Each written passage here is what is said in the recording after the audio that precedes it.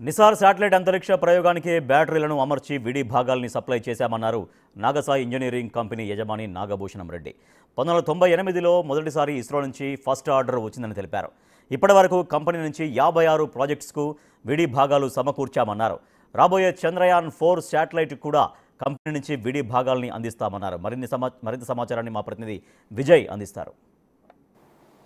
ఇస్రో అలాగే నాసా రెండు కూడా సంయుక్తంగా నిర్వహించినటువంటి ఒక అంతరిక్ష ప్రయోగంలో నైజార్ అనేటువంటి ఒక శాటిలైట్ని అయితే విజయవంతంగా కూడా అంతరిక్షంలో ప్రవేశపెట్టారు. ఈ శాటిలైట్కి మన హైదరాబాద్ నుండి ఈవెన్ కూకట్పల్లిలో ఉన్నటువంటి ఒక పారిశ్రామిక వాడ నుంచి నాగసాయి ఇంజనీరింగ్ కంపెనీ నుంచి విడిభాగాల్ని కూడా సప్లై అయితే చేశారు. ప్రస్తుతం కంపెనీ యజమాని నాగభూషణ్ రెడ్డి గారు మనతో ఉన్నారు. అసలు ఏ భాగాలు సప్లై చేశారు, ఎప్పటి నుంచి ఈ శాటిలైట్స్కి వీరు ఈ సేవలు అందిస్తూ ఉన్నారు, ఈ పరికరాలను అందిస్తున్నారు అనేది కూడా అడుగుదాం. సో నాగభూషణ్ గారు నమస్తే అండి. నమస్తే. సరే, అసలు కంపెనీ ఎప్పుడు స్టార్ట్ చేశారు, ఈ రంగానికి రావాలని ఎప్పుడు అసలు ఎలా అనిపించింది, ముఖ్యంగా ఇస్రో వాళ్ళతో ఎప్పుడు టై అప్ అయ్యారు? 94లో ఈ కంపెనీ స్టార్ట్ చేశానండి. అంతకుముందు నాకు ఆల్విన్ ఎక్స్పీరియన్స్ ఉంది. తర్వాత నేను పోస్ట్ గ్రాడ్యుయేషన్ టూల్ డిజైన్లో చేశాను. సో అవన్నీ ఎక్స్పీరియన్స్ అయిన తర్వాత నేను ఈ కంపెనీ స్టార్ట్ చేయాలంటే నాకు నాలెడ్జ్ సఫిషియెంట్గా లేదు. సో అందుకని ఏం చేశానంటే హైదరాబాద్ ఆల్విన్ లిమిటెడ్లో ఒక 6 years చేసి అక్కడ నాలెడ్జ్ గెయిన్ చేసి తర్వాత 1994లో ఈ కంపెనీ స్టార్ట్ చేశాను. 1994లో మేము తేజస్ అంటే అప్పుడు LCA అనేవాళ్ళు, light compact air craft. So దానికి చాలా విడిభాగాలు చాలా చేశాము. అప్పుడు ఏంటంటే ఇన్ని కంపెనీస్ లేవు, చిన్న చిన్న కంపెనీస్ ప్లస్ ఎక్కువ ఎక్స్పీరియన్స్ ఉన్న వాళ్ళు లేరు. సో మెయిన్ అంటే నాకున్న పోస్ట్ గ్రాడ్యుయేషన్కి, నాకున్న క్వాలిఫికేషన్స్కి, నాకున్న దీనికి LCA కాంపోనెంట్స్ చాలా చేశాము. చేసిన తర్వాత 1998లో ఇస్రో వాళ్ళు ఒక ప్రాజెక్ట్ ఇండిజినస్ చేయాలి మనం, అంటే అంతకుముందు అంతా కొన్ని ఇంపోర్ట్ చేసుకునేవాళ్ళు. సో ఆ ఇంపోర్ట్ చేసుకునే బదులు మన ఇండియాలోనే మనం చేయాలని చెప్పేసి బ్యాటరీ స్లీవ్స్ అన్ని యాడ్ ఇచ్చారు. యాడ్ ఇస్తే మేము కూడా పార్టిసిపేట్ చేసాం. సో పార్టిసిపేట్ చేస్తే మాకు L1 వచ్చాను. సో నాకు ఆ ఛాన్స్ ఇవ్వడం జరిగింది, ఎందుకంటే L1 వస్తే కంపల్సరీ ఇవ్వాలి. దానికి ఏం చేశారంటే ఇస్రో సైంటిస్ట్ అందరూ నన్ను దగ్గర 3-4 సార్లు ఇంటర్వ్యూ చేశారు. ఎందుకంటే చిన్న కంపెనీ ప్లస్ ఇంకోటి ఏంటంటే ఇస్రో వాళ్ళు ఎన్ని ఏంటంటే టైం బౌండ్ ప్రాజెక్ట్స్ ఉంటాయి. అవి ఏంటంటే వాళ్ళు ఒక టైం ఫిక్స్ చేసిన తర్వాత ఆ టైంకి ఆ శాటిలైట్ కంపల్సరీ వెళ్ళాలి. ఎందుకంటే వాళ్ళు కొన్ని చూస్తారు, అంటే స్పేస్ దగ్గరికి ఉందా లేకపోతే భూమి ఇట్లా ఉందా, అట్లా కొన్ని కండిషన్స్ బట్టి వాళ్ళు శాటిలైట్ టైం ఫిక్స్ చేస్తారు. సో అది చేయాలంటే చిన్న కంపెనీ మనం చేస్తానా చేయనా అని చెప్పి మా నాలెడ్జ్ అయితే ఎక్స్పీరియన్స్ ఉంది, ఎడ్యుకేషన్ ఉంది, బట్ ఎంతవరకు చేయగలుగుతాడు, ఫైనాన్షియల్గా చేయగలుగుతాడు లేదని. సో 3-4 సార్లు ఇంటర్వ్యూ చేసిన తర్వాత వాళ్ళు సాటిస్ఫై అయ్యి ఒక శాటిలైట్కి ఇచ్చారు, ఇన్సాట్ 2E అని 1998లో ఫస్ట్ ఇండిజినస్ శాటిలైట్ అది.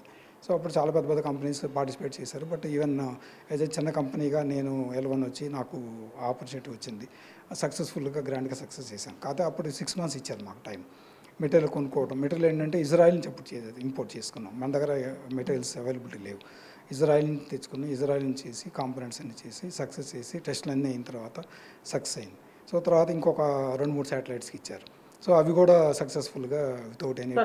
మొత్తం ఇప్పటి వరకు ఎన్ని శాటిలైట్స్కి మీ యొక్క పరికరాలను వాడారు సార్?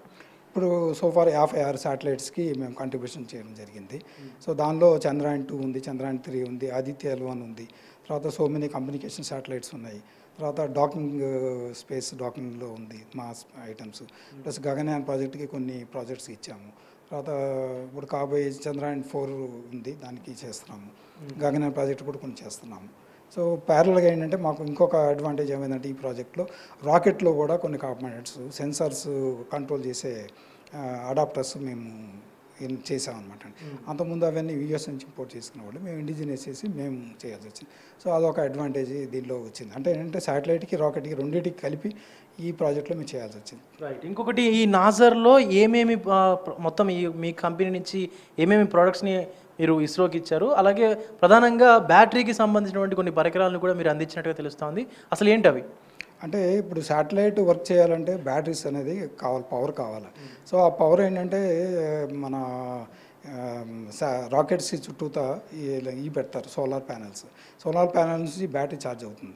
ఈ బ్యాటరీ ఛార్జ్ అయ్యి మనకు కావాల్సిన కమ్యూనికేషన్స్ అంటే శాటిలైట్ లైఫ్ కూడా బ్యాటరీ మీద ఆధారపడి ఉంటుంది. బ్యాటరీ డెడ్ అయిందంటే మనకి ఇన్ని కోట్లు పెట్టి పంపించే ఇది వేస్ట్ అయిపోతుంది. సో కంపల్సరీ బ్యాటరీ అనేది it is a heart of the satellite. So దానికి బ్యాటరీస్ డ్యామేజ్ కాకుండా స్లీవ్స్ అనేది మేము చేస్తాం. అంటే దాన్ని చాలా సొఫిస్టికేటెడ్ అనమాట అండి. ఎందుకంటే ఏమాత్రము కొంచెం ప్రెజర్ వచ్చినా కానీ ఒక బ్యాటరీస్ కొని పోయినా మనకి కావాల్సిన ఇన్ఫర్మేషన్ కానీ మనకు కావాల్సిన ఛార్జింగ్ రావదు. సో అందుకని ఇవేంటంటే చాలా చాలా ఇంపార్టెంట్ ఐటమ్స్. ఇస్రోలో ఏం చేస్తారంటే మేము మ్యానుఫ్యాక్చర్ చేసిన తర్వాత జీరో డస్ట్ రూమ్లో దీన్ని అసెంబ్లీ చేస్తారు.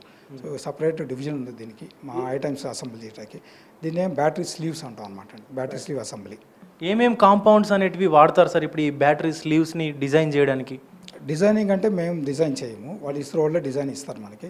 ఆ డిజైన్ ప్రకారం మేము మ్యానుఫ్యాక్చరింగ్ ఎలా చేయాలి ఏంటి అనేది మేము ప్రాసెస్ డిసైడ్ చేసి మేము మెటీరియల్ ప్రొక్యూర్ చేసుకుంటాం. మెటీరియల్ ప్రొక్యూర్ చేసుకున్న తర్వాత దాన్ని టెస్టులు చేస్తాం.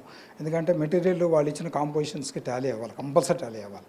ఆ కాంపోజిషన్స్ అన్ని టాలీ అవ్వాలంటే స్పెసిఫిక్గా దాన్ని ఆర్డర్ ఇచ్చి చేసుకోవాలి. సో దాని తర్వాత మ్యానుఫ్యాక్చర్ చేయాలి. మ్యానుఫ్యాక్చరింగ్ చేసిన తర్వాత ఆల్మోస్ట్ ఆల్ మిషనింగ్ అయిన తర్వాత కూడా కొన్ని క్రాక్స్ డెవలప్ అవుతాయండి. సో అవి కూడా అవ్వకూడదు అంటే ప్రాసెస్లోనే మీరు కేర్ తీసుకోవాలి. సో దానికి టెస్టులు ఉంటాయి, ఏది కాంపోనెంట్ అయిపోయిన తర్వాత కూడా. అది కూడా మా రెస్పాన్సిబిలిటీ. ఎందుకంటే కాంపోనెంట్ అయిపోయిన తర్వాత మేము actual component without any defects ఇవ్వాల్సిన రెస్పాన్సిబిలిటీ మాదనమాట. అది కూడా ఎట్లా అంటే టైం బౌండ్ ప్రాజెక్ట్స్ కాబట్టి మాకు 2 months or 3 months టైం ఇస్తారు. 2 months 3 monthsలోనే వాళ్ళు అడిగిన కాంపోనెంట్స్ అన్ని మేము ఇచ్చేయాలి. ఇవన్నీ టెస్టులు ఇంక్లూడింగ్ మొత్తం అన్ని కలిపి చేసేవాళ్ళనమాట.